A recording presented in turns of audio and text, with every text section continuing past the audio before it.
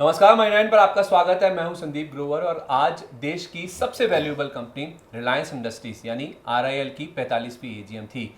RIL की जब AGM होती है तो एक ऐसा मौका होता है जो कि शेयरधारकों के लिहाज से देखा जाए तो एक साल का सबसे बड़ा एक इवेंट के तौर पे होता है, क्योंकि यही वो समय होता है जब कंपनी के CMD Mukesh Ambani share holders के साथ मुखातिब होते हैं।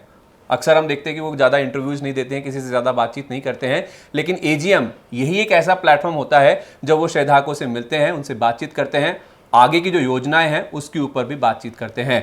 आज कंपनी की जो एजीएम थी उसको लेके बहुत सारी एक्सपेक्टेशंस थी कि क्या अनाउंसमेंट हो सकते हैं, क्या क्या एक्सपेक्टेशंस थी और कितना डिलीवर किया गया है, क्या बड़े अनाउंसमेंट्स हुए हैं। इस तमाम पूरे टॉपिक के ऊपर बातचीत करने के लिए मेरे वरिष्ठ सहयोगी विपुल सिंह जी मेरे साथ मौजूद हैं।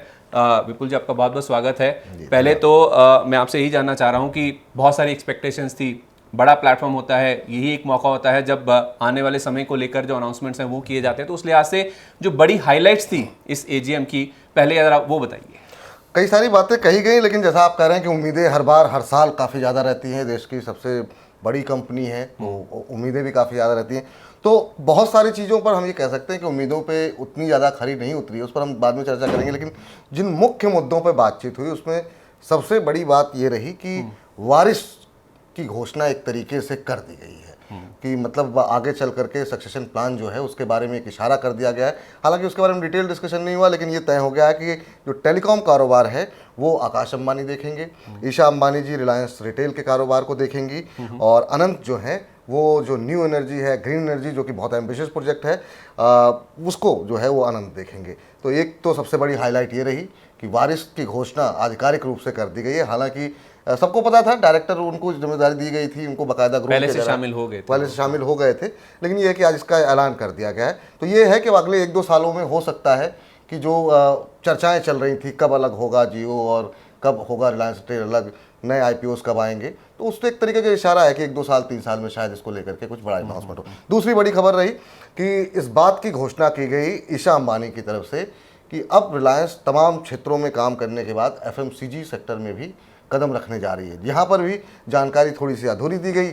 नहीं, ये तो कह ही रहे थे कि एंटर कर चुके हैं एफएमसीजी का मतलब अब आज इसकी इस साल ये कहा कि इस कारोबार को आधिकारिक रूप से लॉन्च करेंगे ईशा अंबानी। मतलब खुद अपने प्रोडक्ट्स बनाएंगे। बिल्कुल खुद अपने प्रोडक्ट्स बनाएंगे कि ब्रिटानिया एचयूएल जैसी कंपनियों से वो सीधे कॉम्पिटिट करने की तैयारी में है। अब तक वो उनके सामान बेचते थे जियो स्टोर के जरिए अपने हाइपर मार्केट्स में, सुपर मार्केट्स में। बिल्कुल। और अब क्या कर रहे हैं कि वो कह रहे हैं सीधे हम अपने सामान क्यों ना बनाए, तो ईशा अंबानी ने कहा कि वो लॉन्च करेंगे। अच्छा, मतलब ये एक नया लाइन ऑफ बिजनेस की तरफ ये बढ़ रहा है। बिल्कुल। अब आप सोचिए कि मतलब शायद ही अब कोई ऐसा क्षेत्र होगा जहां पर रिलायंस मौजूद ना हो। सब्जी भी रिलायंस बेच रहा है, तेल भी रिलायंस बेच रहा है, और अब जो बिस्किट और तेल हम लोग खाते हैं, खाने वाला तेल, वो भी अब रिलायंस वो भी बनाएंगे और बना करके बेचेंगे, बेच तो भी रहे हैं। दूसरा जो सबसे महत्वपूर्ण बात रही जिसको लेकर के आज तमाम सुर्खियां रही हैं, अखबारों की भी सुर्खियां कल बनेंगी, वो ये है 5G को लेकर के कि 5G जो है वो 4 जो बड़े शहर हैं देश के, वो दिवाली तक आ जाएगा। यानी कि अब 1-1.5 महीने के अंदर हमारे आपके जैसे लोग इस्तेमाल कर पाएंगे, और बाकी पूरा देश जो है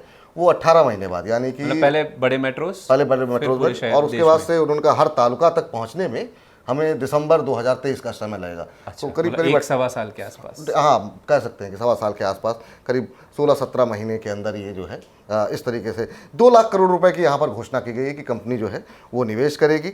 और शुरू में जो 4 शहर होंगे उसमें एक तरीके से ट्रायल भी हो जाएगा किस तरीके से, इसको लेकर के बहुत डिटेल में उन्होंने चर्चा की। तो उस डिटेल में हम लोग अभी जाने का कोई फ़ायदा है नहीं, लेकिन इसके अलावा ये भी बताया गया कि इसके लिए उन्होंने कई सारे टाइप किए। फ़ोन को लेकर के बात हो रही थी, 5G का फ़ोन कैसा होगा, रिलायंस लाएगा कि नहीं। तो उन्होंने कहा कि इसके लिए हमने गूगल के साथ मिलकर के एक सबसे सस्ता और सबसे अच्छा फ़ोन बनाने की हम कोशिश कर रहे हैं। कॉलकॉम के साथ उन्होंने करार किया ही है हाल में। तो वो तमाम चीज़ें हैं, मुझे लगता है कि इसको लेकर के डिटेल में और आने वाले दिनों में शायद और क्लैरिटी आएगी।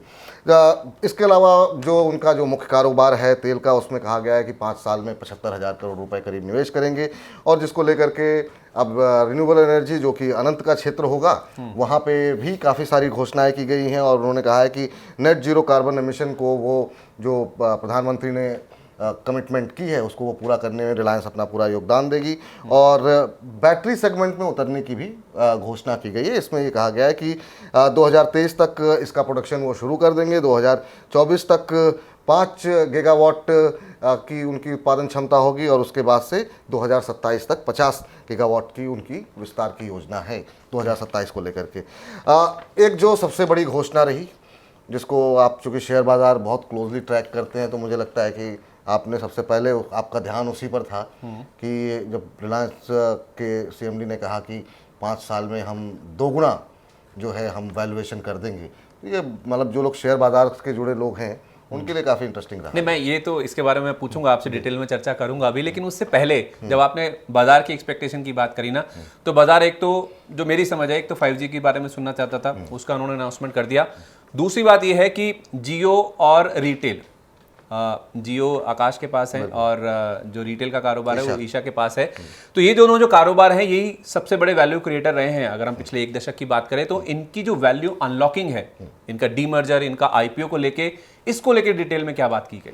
इसको लेकर के डिटेल में उस समय तो बात नहीं की गई, लेकिन जो बातें आई हैं वो ये हैं कि इसकी घोषणा हो सकता है कि अगले एजीएम तक आप इंतजार कीजिए, उसमें हो सकता है घोषणा। और मैं आपको बता दूं कि ये हर एजीएम में इस तरह के कयास लगाए जाते हैं। मुझे याद है एक्सपेक्टेशन तो हमेशा होती है। पिछली बार भी ये उम्मीद थी कि शायद इस बार घोषणा हो जाएगी पिछली बार, और तब बाद में ये कहा गया नहीं अगले एजीएम में इसकी घोषणा हो जाएगी।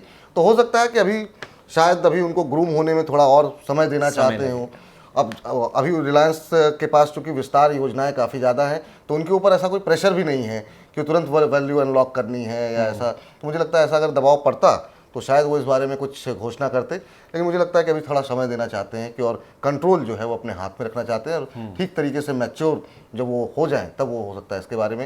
लेकिन मुझे लगता है 1-2 साल में हो सकता है कि जल्दी इसकी घोषणा हो सकती है। अच्छा, आपने कहा कि एफएमसीजी में ये एंट्री कर रहे हैं, ये एक ऐसी चीज थी जो शायद किसी ने एक्सपेक्ट भी नहीं किया था, और सुन के शायद एक थोड़ा सा सरप्राइजिंग भी लगा। अब पॉजिटिव होगा या नेगेटिव होगा ये बाद में देखना होगा, किस तरह से कितने बड़े लेवल पे ये उतरते हैं। हालांकि जिस भी सेगमेंट में उतरते हैं उसमें लीडर बनने की इनकी कोशिश रहती है, वॉल्यूम का प्ले हमेशा रहता है। लेकिन जो आप अभी कह रहे थे कि 5 साल में ये कह रहे हैं कि अपनी वैल्यू को 2 गुना करने का ये लक्ष्य लेके चल रहे हैं, ये कैसे होगा? क्योंकि 5 साल में अगर 2 गुना होगा, अगर 17-18 लाख करोड़ के आसपास की वैल्यू, तो क्या वो 36 लाख करोड़ की मार्केट कैप हो जाएगी? जो उन्होंने वादा किया है अपने शेयर होल्डर्स को, तो यही किया है कि अभी 17.5 लाख करोड़ की मार्केट कैप है और उसको डबल करेंगे तो 35 लाख करोड़ 35 लाख करोड़ रुपए। तो ये अपने आप में देखने वाली बात होगी कि मतलब ऐसी रिलायंस की क्या विस्तार योजनाएं हैं। हो सकता है इसमें उनको ये उम्मीद हो कि अगर हम डिमर्ज करते हैं तो जो वैल्यू अनलॉक होगी वो हो सकता है कि काफ़ी बड़ी, उसको काफ़ी अच्छी वैल्यूएशन। अच्छा, उसमें ये वैल्यू अनलॉकिंग वाले मेन पार्ट होगा। ये मुझे लगता है कि शायद ये हो सकता है, अदरवाइज शायद इस तरह की बात वो शायद ना करते, लेकिन हो सकता है कि इसमें ये तमाम चीज़ें कंसीडर करके उन्होंने ये स्टेटमेंट दिया होगा। देखिए, हमने एजीएम की पूरी बातचीत कर ली, क्या अनाउंसमेंट हुए, क्या एक्सपेक्टेशंस थे, लेकिन चूंकि ये बाजार में लिस्टेड है, सबसे बड़ी कंपनी है, तो जब भी ये इवेंट होता है, मुकेश अंबानी बोलते हैं, तो उसे शेयर के प्राइजेस से जरूर जोड़ा जाता है, चाहे वो नतीजे हों, चाहे वो एजीएम की बात हो। आज भी एजीएम में जैसे आप कह रहे हैं कि उम्मीदें बहुत ज़्यादा थी, कुछ डिलीवर हुई, कुछ नहीं हो पाई, और शेयर का जो प्राइस है वो ये बता रहा है कि शायद काफ़ी हद तक बाजार निराश हुआ। हालांकि डे लो पे तो स्टॉक बंद नहीं हुआ, लेकिन 5% के आसपास की कमजोरी के साथ ही शेयर बंद हुआ है। तो इतने बड़े अनाउंसमेंट हुए हैं, 5 साल में वैल्यू डबल हो जाएगी, तो फिर शेयर में ये निराशा क्यों?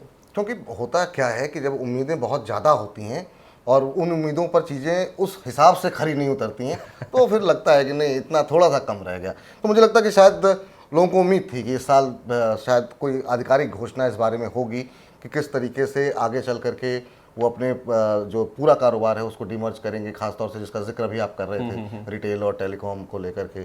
वो उम्मीदों पे खरा नहीं उतरा। दूसरा, एफएमसीजी के बारे में बात तो कही गई, लेकिन अब वो आगे चल के क्योंकि यहाँ पर बाकी कारोबार के मुकाबले कंपटीशन बहुत ज़्यादा है। पतंजलि जैसा ब्रांड है, एचयूएल है, ब्रिटानिया है, तो क्या उस क्षेत्र में उस तरह की ब्रांडिंग, क्योंकि ये ऐसे ब्रांड होते हैं जो घर घर में मौजूद हैं, तो वो लोगों की जो पसंद होती है, बच्चों की जो पसंद होती है, पुरानी पसंद को छोड़ करके क्या लोग रिलायंस के नए प्रोडक्ट की तरफ जाएंगे?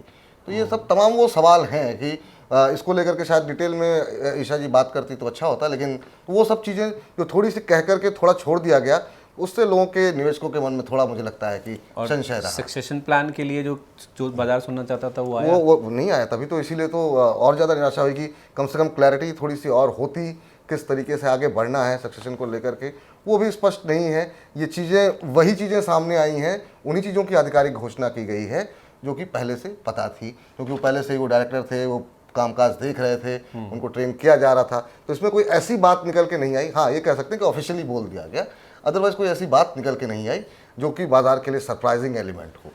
ये एफएमसीजी में जाना निश्चित रूप से एक बड़ी खबर है, लेकिन उसके बारे में कोई डिटेल में चर्चा नहीं है। कितना इन्वेस्टमेंट होगा, किस तरह के प्रोडक्ट्स होंगे, कितना वो आगे चल करके मार्केट कैप्चर करने की योजना बना रहे हैं, क्या कोई एक्विजिशन प्लान कर रहे हैं किसी बड़े प्रोडक्ट का, इसके बारे में शायद क्लैरिटी देते तो शायद अच्छा लगता। तो ये था रिलायंस की 45वीं एजीएम का पूरा ब्यौरा, जिसमें बहुत सारी एक्सपेक्टेशंस थी, काफ़ी हद तक पूरी हुई, लेकिन कुछ ऐसी चीज़ें थी जो बाजार सुनना चाहता था, शायद वो उतनी डिटेल से नहीं बताएगी या उतने हद तक नहीं बताएगी जैसे बाजार सुनना चाहता था, जिस वजह से आज हमने देखा आरआईएल का शेयर करीब 0.25% के आसपास की गिरावट के साथ ही बंद हुआ। उम्मीद है आपको आज का ये वीडियो पसंद आया होगा। ऐसे ही कुछ और काम की वीडियो देखने के लिए आप Money9 के यूट्यूब चैनल को सब्सक्राइब कर सकते हैं। और हाँ, हमारा जो Money9 का ऐप है वो अब iOS और एंड्रॉयड दोनों तरह के प्लेटफॉर्म्स पर अवेलेबल है। आप अपने दोस्तों और रिश्तेदारों को भी इसके बारे में बता सकते हैं, और आप चाहें तो फेसबुक, ट्विटर के जो Money9 के पेजेस हैं उनको भी सब्सक्राइब कर सकते हैं। आपका बहुत बहुत धन्यवाद आज ये वीडियो देखने के लिए, और विपुल जी आपका भी बहुत बहुत धन्यवाद। बहुत बहुत धन्यवाद संदीप, आपके साथ चर्चा करना मतलब कैमरे पर तो अच्छा होता ही है, कैमरे के बाहर हम लोग अक्सर चर्चा करते रहते हैं, तो बहुत अच्छा लगा आपके साथ कार्यक्रम करके। शुक्रिया, थैंक यू।